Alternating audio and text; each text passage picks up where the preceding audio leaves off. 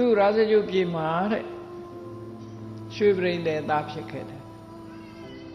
အဲ့ရွှေပရိသေသားဘဝတုန်းကအဆန်လည်းတတ်နိုင်တဲ့အခါကျတော့အခုလိုပဲသူတော်ဘာသာမယားတွေနဲ့ပတ်သက်ခဲ့တယ်ပေါ့မကောင်းမှုအကုသိုလ်တွေလုပ်ခဲ့တယ်အဲ့ဒါအကုသိုလ်တစ်ခုအဲ့ဒီကနေဘယ်ရောက်သွားတော့ဆိုလို့ရှိရင်အဲ့ဒီရွှေပရိသေတဲ့ဘဝသားဘဝမှာသူက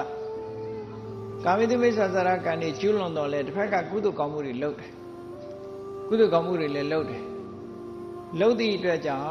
အဲ့ဒီဘဝကတည်သွားတဲ့အခါသူငရဲမကြပဲနဲ့ဘယ်ရောက်သွားတော့ဆိုဝန်တတိုင်းက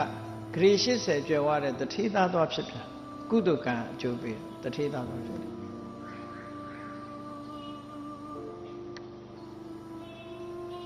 အဲ့ဒီတထေသားဖြစ်ပြီးတော့နောက်တတ္တိယဘဝရောက်တဲ့အခါကျတော့အဲ့ဒီကုသိုလ်ကောင်းမှုကြောင့်ပဲကောသမိပြည်သွားပြီးတော့တထေသားသွားဖြစ်ပြန်အဲ့ဒီတထေသားဖြစ်တဲ့အချိန်မှာမိကောင်းဆွေကောင်းတငယ်ချင်းကောင်းတွေကြောင့်မို့လို့ကုသိုလ်ကောင်းမှုတွေလုပ်တယ်ဥပုသ္တိလတွေစောင့်တည်တယ်ကြည့်နော်သူပထမဘဝတုန်းကရာဇဂုတထေသားရွှေပရိသေသားဖြစ်တုန်းကမကောင်းတာလုပ်ခဲ့တယ်တပိုင်းကကုသိုလ်လုပ်တယ်ဒါကြောင့်မို့ဒုတိယဘဝမှာတထေသားပြန်ဖြစ်တယ်တတိယဘဝမှာလည်းတထေသားပြန်ဖြစ်တယ်ကုသိုလ်ကောင်းမှုဆက်လုပ်တယ်သို့တော့ပထမဘဝတုန်းကရာဇဂုပြည်မှာပရိသေဘဝတုန်းကလှုပ်ထားတဲ့အကုသိုလ်ကမကြွားဖြစ်လာတယ်ရင့်ကျက်လာပြီဆိုအဲ့ဒီအကုသိုလ်ကအကျိုးပေးလိုက်တာစတုထဘဝရောက်တဲ့အခါကျတော့ရောဓုကငရေရောက်သွားတယ်ဒါမှမဟုတ်ပြောတာကံတရားဆိုတာပျောက်သွားတာမဟုတ်ဘူးသုံးဘဝတော့ဒီအကုသိုလ်ကံအကျိုးမပေးသေးဘူးသူကျိုးရှိရှိနဲ့လှန်ထားလိုက်တာကုသိုလ်ကောင်းမှုတွေလှုပ်လို့ကောင်းတာလေးတွေနဲ့သူကသုံးဘဝတထေသားကြီးပဲဖြစ်တယ်တတိယဘဝပြီးတဲ့အခါကျတော့ပထမဘဝတုန်းကမြို့သမီးတွေနဲ့ပတ်သက်ခဲ့တဲ့ကာမိတုမိစ္ဆာစရကံကြောင့်သူဟာရောဓုကငရေရောက်သွားတယ်ဒီအကုသိုလ်ကံကအကျိုးပေးတယ်အဲ့တော့အဲ့ဒီလိုအကုသိုလ်ကံကဝင်လာပြီဆိုလို့ရှိရင်ဇက်တိုက်ဝင်တယ်အဲ့ဒီဘဝကတည်သွားတဲ့အခါကျတော့ငရေကနေလွတ်တဲ့အခါကျတော့ဘယ်ရောက်သွားတော့ဆိုဘိနာကတဆိုတဲ့တိုင်းမှာစိတ်ထီးကြီးသွားဖြစ်တယ်အဲ့ဒီစိတ်ထီးသွားဖြစ်တယ်စိတ်ထီးကြီးဖြစ်လာတဲ့အခါကျတော့စိတ်ထီးကြီးကထောထောကြိုင်ကြိုင်ဆိုတော့ဝန်ချီနိုင်အောင်လို့ဆိုစိတ်ထီးကြီးကိုတင်းကွတ်ပြစ်လိုက်ကြတင်းကွတ်တာခံလိုက်ရဒါကာမိတုမိစ္ဆာစရအပြစ်ပဲဒါပေါ့သေးတာတင်းကွတ်ခံလိုက်ရတင်းကွတ်ခံရတယ်သူ့ကိုလူတွေကတက်စီးကြတယ်လှဲမှာကပြီးတော့စိတ်ထီးကြီးနဲ့မောင်းတယ်အဲ့ဒါတွေအကုန်လုံးသူလောက်ရတယ်ဘာလို့လဲဆိုသူကလည်းသူများတက်စီးခဲ့တော့သူအဲ့ကျမှတက်စီးခံဒီလိုဆိုတာပေါ့နော်စိတ်ထီးကြီးဖြစ်ပြီးတော့အဲ့ဒီမှာတင်ကိုခံရတယ်တက်စီးခံရတယ်6ခုမရောက်ဘဝကြတော့ဘယ်သွားဖြစ်တော့ဆိုတောထဲမှာမြောက်သွားဖြစ်တယ်မြောက်လေးဖြစ်လာရောမြောက်ထီးလေးဖြစ်တဲ့အခါကျတော့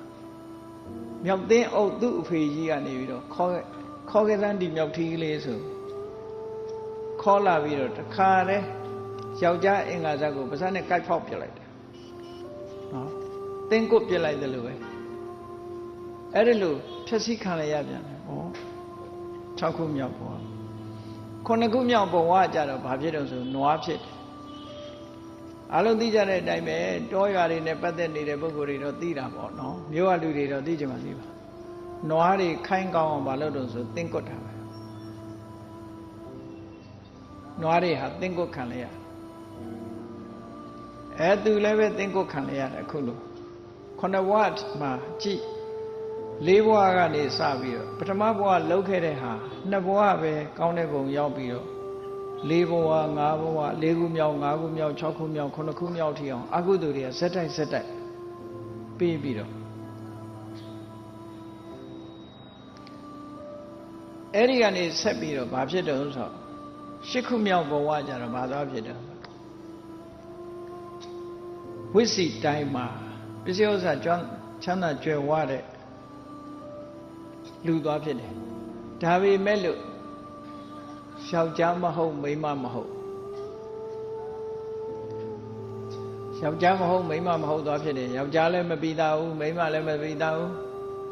အခုခေတ်လက်တာတွေရှိတယ်နော်ဥဒ္ဒောဖြီးဆိုတာယောက်ျားမဟုတ်မိန်းမမဟုတ်တွေရှိတယ်နှစ်ပုံပန်းတုပ်လို့ခေါ်တယ်နှစ်ပုံပန်းတုပ်လို့ခေါ်တယ်အဲ့ဒါမျိုးတွေသွားဖြစ်တယ်တဲ့မျိုးစုံတွေမှာပေါ့နော်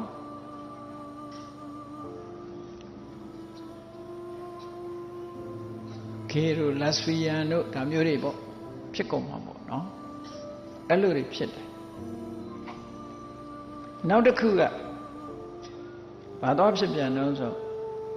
အဲ့ဒီလိုယောက်ျားမဟုတ်မိန်းမမဟုတ်ဖြစ်ပြီးတဲ့အခါမှာသူကောတံပီပြည်မှာကုသိုလ်လုပ်ခဲ့လို့တထေးသားတော့တထေးအိမ်မှာတော့ဖြစ်တယ်ဒါကြောင့်မို့ပရဒာရကံကြောင့်ယောက်ျားမဟုတ်မိန်းမမဟုတ်နှစ်ပုံပတ်တော့သွားဖြစ်တယ်နော်လူဖြစ်တယ်တထေးဖြစ်တယ်သို့တော့ယောက်ျားမဟုတ်မိန်းမမဟုတ်ဖြစ်တယ်ခုခေတ်ခေါ်တာဗါတဲ့အချောက်တို့အချက်တို့လို့ခေါ်တာထမကြတယ်အဲ့ဒီလိုတွေဖြစ်သွားတယ်ဒီလိုတွေဖြစ်တယ်နောက်တစ်ခါကိုးဘဝမြောက်ကြတော့ဘာသွားဖြစ်တုံးဆိုတာဝရိန္ဒနတ်ပြည်သွားပြီးတော့နတ်သမီးသွားဖြစ်တယ်တရားမင်းကြီးရဲ့ကျင့်ရနတ်သမီးသွားဖြစ်တယ်10ဘဝမြောက်တဲ့အခါကျတော့နတ်သမီးရဲ့တရားမင်းကြီးရဲ့နတ်သမီးပဲဆက်ဖြစ်တယ်ဟောနောက်အဲ့ဒီကနေပြီးတော့နောက်ဘဝကျတော့တာဝရိန္ဒနတ်ပြည်မှာဇဝနဆိုတဲ့နတ်သားရဲ့နတ်မိဖုရားသွားဖြစ်ပြန်တယ်အဲ့ဒီဘဝကတည်တဲ့အခါကျတော့အင်္ဂတိမင်းကြီးရဲ့သမီးတော်ရုစာဆိုတာလာဖြစ်တယ်အဲရုစာဘဝကပြန်ပြောနေတာလေခုရတယ်နော်သူဖြစ်ခဲ့တာရုစာဆိုတဲ့နတ်မင်းသမီးလေးလာဖြစ်တယ်အဲ့ဒီရုစာမင်းသမီးဘဝကသေပြီဆိုတဲ့အခါကျလို့ရှင်တော့တာဝရိန္ဒနတ်ပြည်မှာတကိုးကြီးတဲ့နတ်သားဖြစ်ပြီးတော့အမျိုးသမီးဘဝကအဲ့ကြမှာလွတ်မယ်လွတ်သွားတယ်ဒါရှင်အာနန္ဒာတော့သူများမဟုတ်ဘူးရှင်အာနန္ဒာမထေရမြတ်ဟာဒီလိုဖြစ်ခဲ့ရတယ်ဒီလိုဆိုလို့အဲ့ဒါကြောင့်မို့လို့ရှင်အာနန္ဒာမထေရမြတ်ကလျာဏံဝါယတိဝါပပကံနာဟိကမ္မဝိနတတိကောင်းတဲ့ကံပဲဖြစ်ဖြစ်မကောင်းတဲ့ကံပဲဖြစ်ဖြစ်ပြန်ပြန်ပေါ်လာတယ်ကံကြမ္မာပုံရိပ်တွေကပြန်ပြန်ပေါ်လာတယ်ဒီလိုပြောတာနော်အေးဒါကြောင့်မို့လို့ရုစာမင်းသမီးလေးကလူတွေကိုတတိပေးသွားတယ်အမျိုးသားတွေဟာဘဝဆက်တိုင်းအမျိုးသားကြီးဖြစ်ချင်တယ်ဆိုရင်တဲ့ကာမေတုမိစ္ဆာစာရရှောင်ညပရဒါရကံကိုရှောင်ရမယ်တဲ့မပတ်သက်စေနဲ့သူများတို့ဆိုလိုပဲနော်